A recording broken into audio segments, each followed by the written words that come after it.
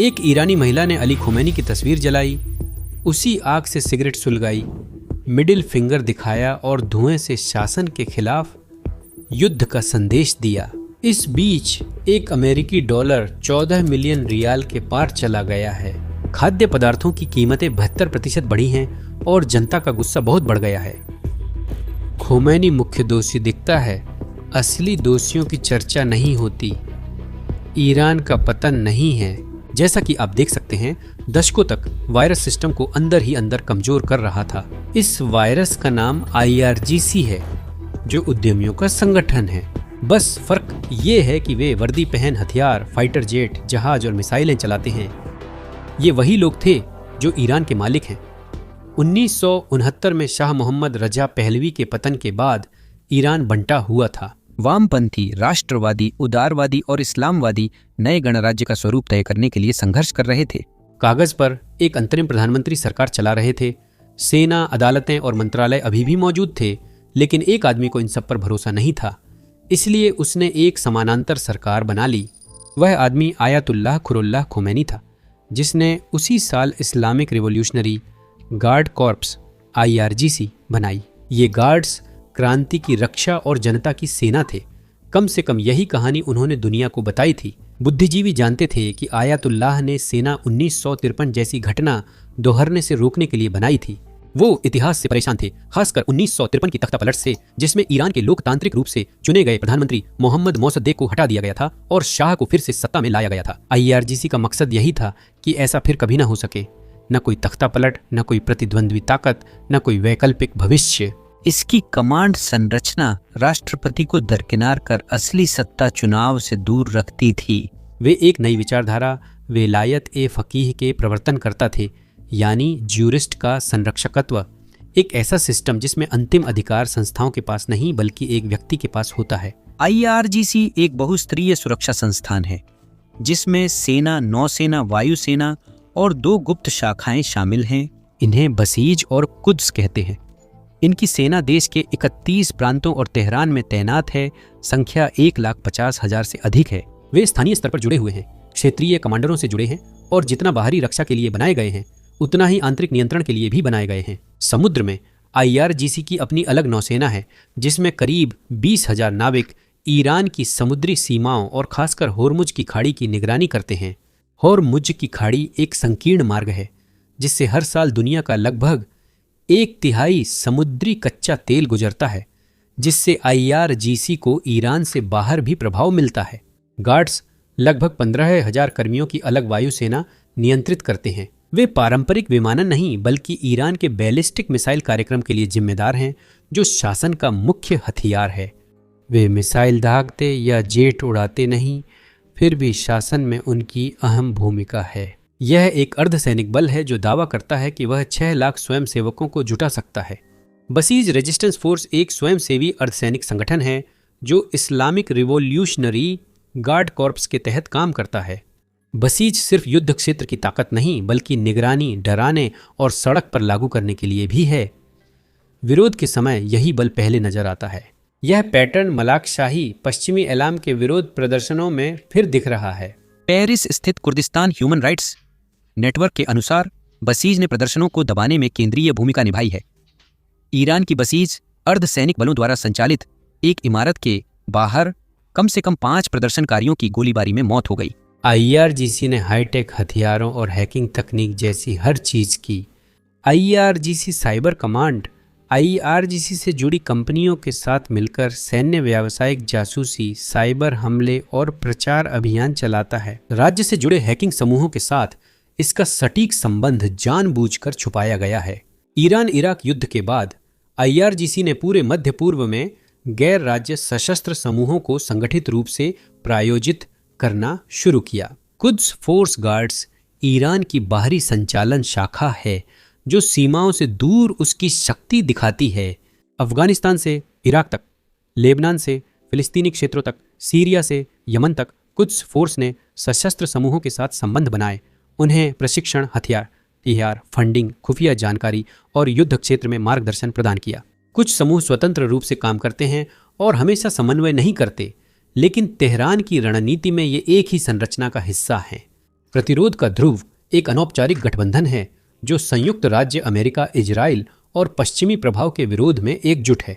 Iran ने इन समूहों को बढ़ावा देकर अपनी क्रांति फैलाने और रणनीतिक गहराई बनाने की कोशिश की, जिससे संघर्ष सीमाओं से दूर रहे और सैन्य टकराव टले। प्रॉक्सी युद्ध सस्ता, नकारा जा सकने वाला और राजनीतिक रूप से टिकाऊ बन गया। हिजबुल्लाह इसका सबसे स्पष्ट उदाहरण है। इजराइल के दक्षिणी लेबनान पर कब्जे के दौरान बनी हिजबुल्लाह स्वाभाविक रूप से ईरान की इजराइल और संयुक्त राज्य अमेरिका दोनों के प्रति शत्रुता के साथ जुड़ गई।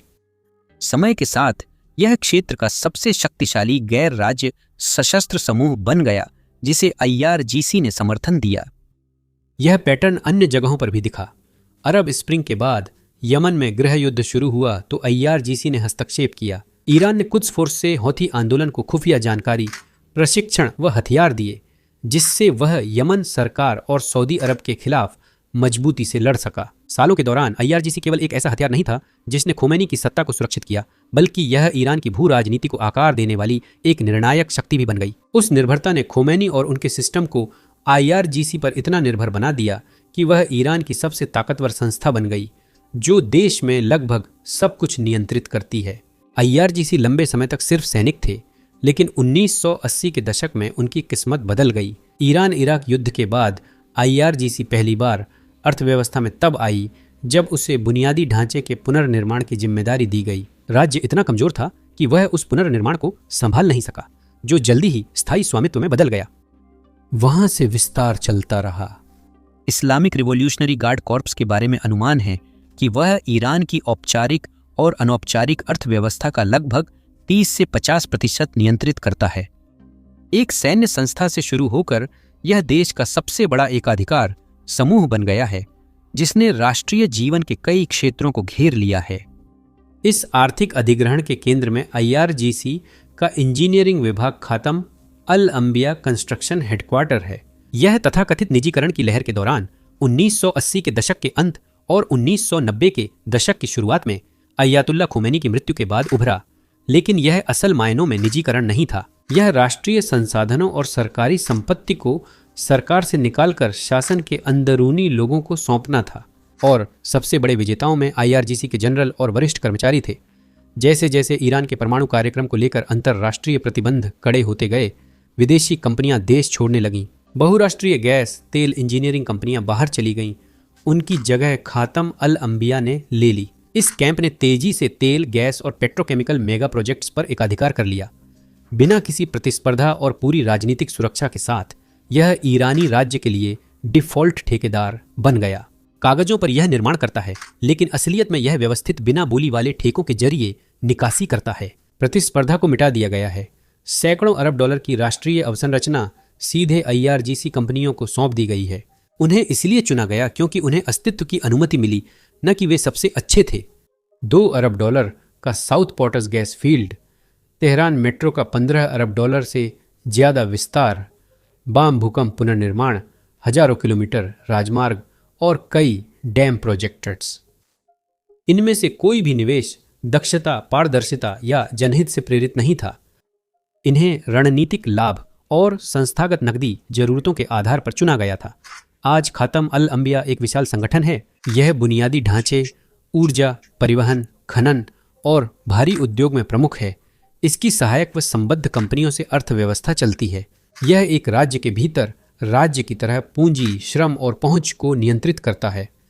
खातम अल अंबिया सर्वोच्च नेता की प्रतिरोध अर्थव्यवस्था का मुख्य साधन है। यह सिद्धांत दावा करता है कि यह ईरान को प्रतिबंधों से बचाता है, लेकिन वास्तव में यह संसाधनों और उद्योगों पर नियंत्रण को केंद्रीकृत करता है। यह शासन को प्रतिबंधों को दरकिनार करने की अनुमति देता है, साथ ही विदेशों में सैन्य विस्तार के लिए वित्त पोषण करता है और देश में असहमति को दबाता है। जब आम ईरानी महंगाई, बेरोजगारी और कमजोर सुविधाओं से जूझ रहे थे, तब IRGC तस्करी आधारित, भू राजनीतिक सुरक्षा वाला और जवाबदेही से दूर समानांतर राज्य चला रहा था।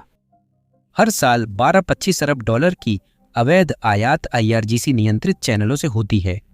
ये टैक्स फ्री सामान ईरानी बाजारों में डंप होते हैं, जिससे घरेलू उत्पादकों और वैध व्यवसायों को नुकसान होता है। यह केवल भ्रष्टाचार नहीं, बल्कि राज्य द्वारा अपने उत्पादक वर्ग पर आर्थिक युद्ध है। खोमैनी या उनका सिस्टम कभी आर्थिक कब्जे से अलग नहीं रहा। IRGC के सैन्य व्यावसायिक प्रभुत्व के साथ ही सर्वोच्च नेता का भी बड़ा आर्थिक साम्राज्य है जो 2 संस्थाओं पर केंद्रित है। इमाम खुमैनी के आदेश का कार्यान्वयन, जिसे एग्जीक्यूशन ऑफ इमाम खोमेनीज ऑर्डर और मुस्तजाफान फाउंडेशन कहा जाता है, एग्जीक्यूशन ऑफ इमाम खोमेनीज ऑर्डर लगभग 95 से 200 अरब डॉलर की संपत्ति नियंत्रित करता है। यह ईरान की सबसे बड़ी होल्डिंग कंपनी बन गई है जो दूर संचार, जब्त संपत्तियों, असीना बैंक जैसी संस्थाओं और तेल गैस में फैली है। यह न संसद को जवाबदेह है, न टैक्स देता है, न पारदर्शी खाते दिखाता है। इसके साथ ही मुस्तजाफन फाउंडेशन है जिसकी संपत्तियों का मूल्य 45 से 70 अरब डॉलर के बीच है और यह लगभग हर आर्थिक क्षेत्र में 500 से अधिक कंपनियां संचालित करता है। इको की तरह इसे भी निगरानी और कराधान से पूरी छूट मिली हुई है। ये फाउंडेशन प्रतिस्पर्धा नहीं करते, ये खत्म कर देते हैं। कोई भी स्वतंत्र उद्यमी, कोई भी निजी कंपनी जिसे राजनीतिक संरक्षण नहीं मिला है, उसे योजनाबद्ध तरीके से बाजार से बाहर कर दिया जाता है। राज्य ने अनुच्छेद 44 के तहत निजीकरण के नाम पर आधुनिक ईरान के इतिहास की सबसे बड़ी संपत्ति का हस्तांतरण किया। 2005 से 2013 के बीच 100 अरब डॉलर से अधिक की सरकारी संपत्ति सौंप दी गई थी। 60-80 अरब डॉलर की संपत्ति सीधे IRGC कंपनियों और सर्वोच्च नेता के फाउंडेशनों के पास गई। इस शोषणकारी सिस्टम को विचारधारा नहीं, धन सृजन जीवित रखता है। ईरान का केंद्रीय बैंक अब असली मौद्रिक प्राधिकरण नहीं है। यह अब घाटा पूरा करने और राजनीतिक रूप से जुड़े दिवालिया बैंकों के नुकसान भरने वाली स्थायी मुद्रा छापने की मशीन बन गया है। यह नुकसान जानबूझकर और विनाशकारी रहा। महंगाई इसका उदाहरण है। 1990 के दशक में महंगाई औसतन 25-30 थी, जो 2012-2013 में बढ़कर 40-45 हो गई। 2021 से 2024 तक यह 40-50 के स्तर पर अटका रहा। परिणाम बेहद खराब है। 3 दशक ईरानी रियाल ने डॉलर के मुकाबले 1969 में 70 रियाल प्रति डॉलर से गिरकर 2025 के अंत तक 10 लाख से ज्यादा होकर लगभग 999% का कीमत खो दी है। यह पैटर्न सटीक और क्रूर है। नई मुद्रा अर्थव्यवस्था में समान रूप से नहीं जाती। यह पहले सरकारी ठेकेदारों, राज्य बैंकों और IRGC इकोसिस्टम तक पहुंचती है, जो कीमत बढ़ने से पहले संपत्ति व सामान खरीद लेते हैं। जब तक यह पैसा वेतनभोगियों, पेंशन धारकों और छोटे बचतकर्ताओं तक पहुंचता है, तब तक महंगाई इसकी कीमत पहले ही नष्ट कर चुकी होती है। यह कोई सिद्धांत नहीं है, यह एक जीता जागता अनुभव है। मध्यम वर्ग की बचत जब्त हो गई है। 2011 से वेतन 50-70% गिरा है और सेवानिवृत्ति निधियां बेकार हो गई हैं। यह राष्ट्रीय कानूनी लूट है। ईरान की बहुस्तरीय विदेशी मुद्रा प्रणाली भी शोषण का जरिया है। राजनीतिक रूप से जुड़े संस्थानों को आवश्यक आयात के लिए कृत्रिम रूप से कम आधिकारिक दरों पर डॉलर मिलते हैं, फिर वे सामानों को मुक्त बाजार विनिमय दरों पर बेचते हैं।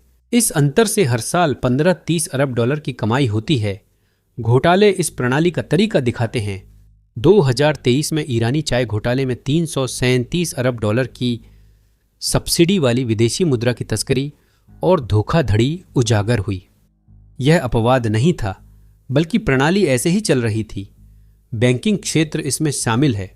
ईरानी बैंक अब बचत को उत्पादक निवेश में नहीं लगाते, बल्कि राजनीतिक रूप से निर्देशित ऋण और संपत्ति निकासी के उपकरण बन गए हैं।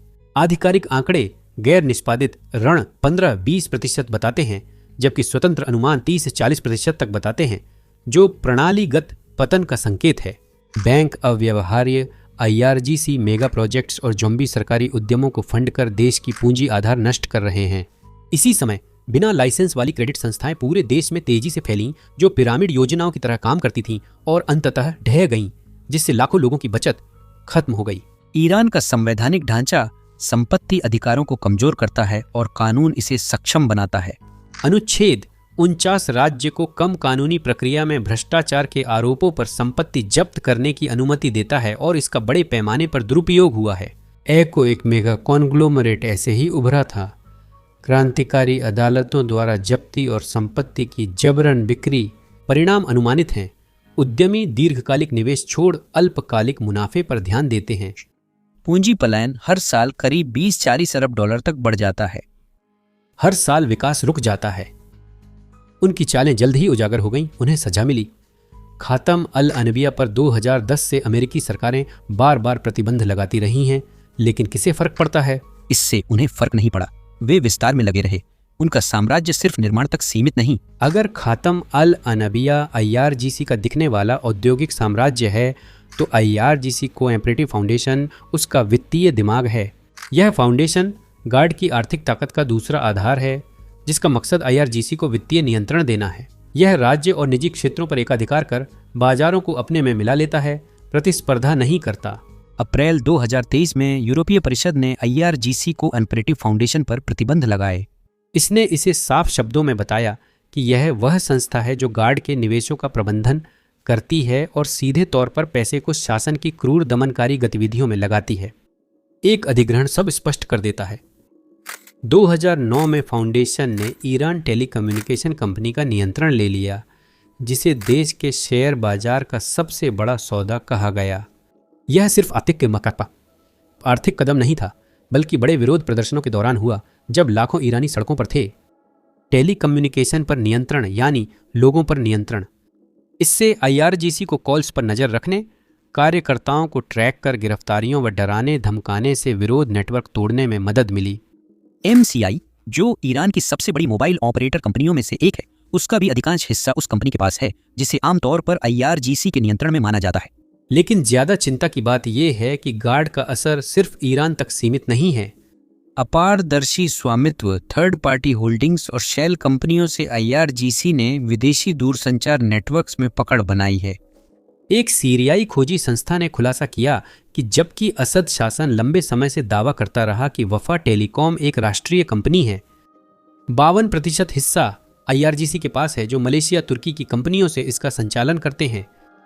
28% हिस्सा असद के करीबी यासर इब्राहिम के पास है। एक स्थानीय दिखने वाला व्यापारी असल में अंतरराष्ट्रीय नियंत्रण में है। यहां तक कि 2025 में भी MCI ने कथित तौर पर आयरिश दूतावास से संपर्क किया और वोडाफोन के साथ संबंधों को फिर से शुरू करने या विस्तार करने के लिए दबाव डाला। वोडाफोन ने अमेरिकी प्रतिबंध और IRGC से जुड़ाव सामने आने पर संबंध तोड़ लिए। फिर भी MCI ने अपने प्रस्तुतिकरण में दावा किया कि उसने पहले से ही 110 देशों में 200 ऑपरेटरों के साथ रोमिंग समझौते बनाए हुए हैं और वह आयरलैंड में अपनी कवरेज बढ़ाना चाहता है। अगर दावा सही है और दोनों देशों के मैत्रीपूर्ण संबंध हैं, तो इसके नतीजे चौंकाने वाले होंगे। इसका मतलब है कि IRGC से जुड़ी संस्थाएं 110 से ज्यादा देशों के टेलीकम्युनिकेशन डेटा तक पहुंच सकती हैं। आर्थिक एकाधिकार राजनीतिक अस्तित्व का एक साधन बन गया। इसमें कोई हैरानी नहीं है। IRGC cooperative foundation Quds force के मुख्य वित्त पोषण चैनल के रूप में काम करता है, जो IRGC का विदेशी ऑपरेशंस विंग है और गुप्त मिशनों व प्रॉक्सी युद्ध के लिए जिम्मेदार है।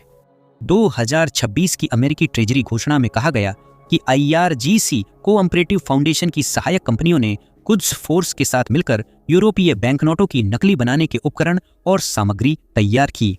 यह नेटवर्क हथियार, सौदों और नकली मुद्रा ऑपरेशन से जुड़ा था, जिससे यमन के हूथी विद्रोहियों को फंड मिलता था। वहीं वे बंदरगाहों पर कब्जा कर रहे थे।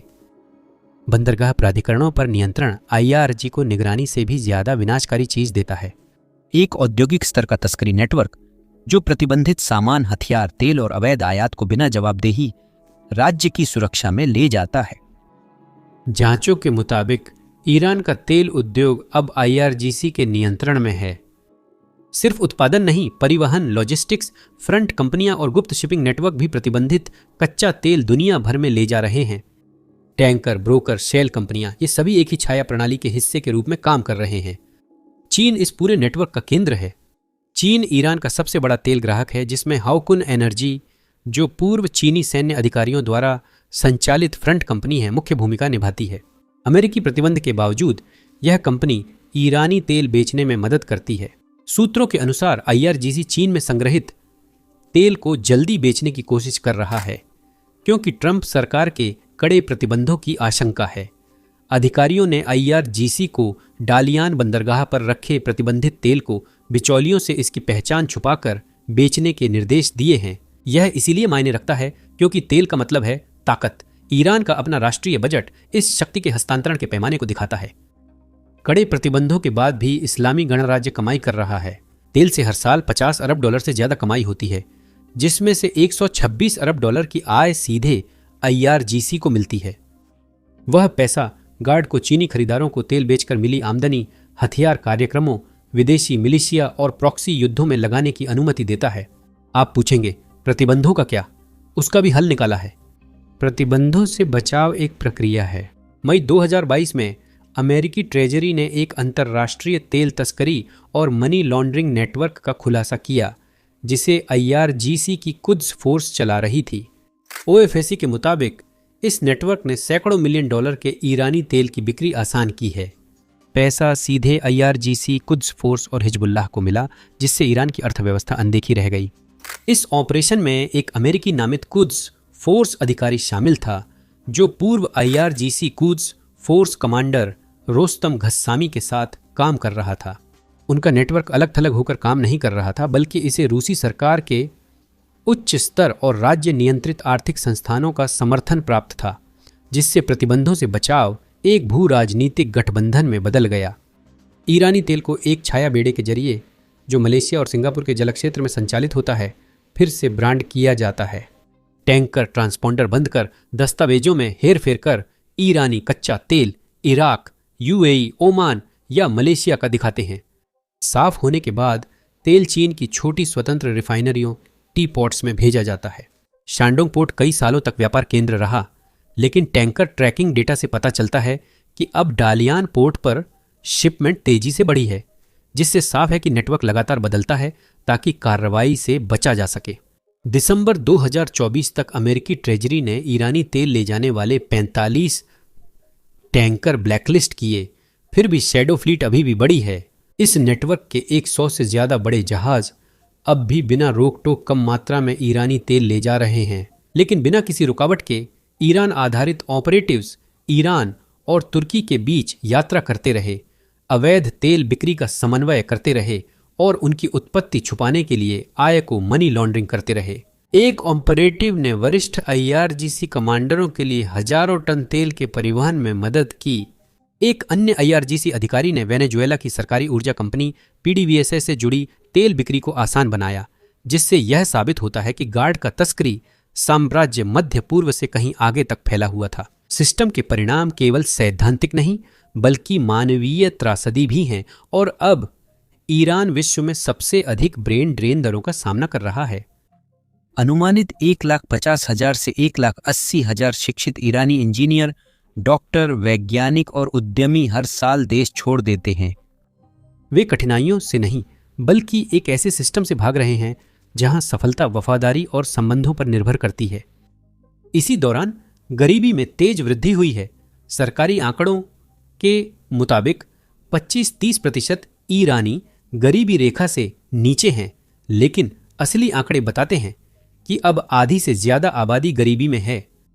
महिलाओं को कानूनों की आड़ में दबाया गया, उन्हें कुछ खेल आयोजनों में भाग लेने से रोका जाता है, और जो कार्यकर्ता बदलाव की मांग करते हैं उन्हें अक्सर जेल में डाल दिया जाता है या राष्ट्रीय सुरक्षा के आरोपों में मौत की सजा सुना दी जाती है। विरासत कानूनों में बेटे को बेटी से दोगुनी संपत्ति मिलती है। ईरान में संस्थाओं, मुद्रा और नागरिकों के बीच भरोसा टूट चुका है।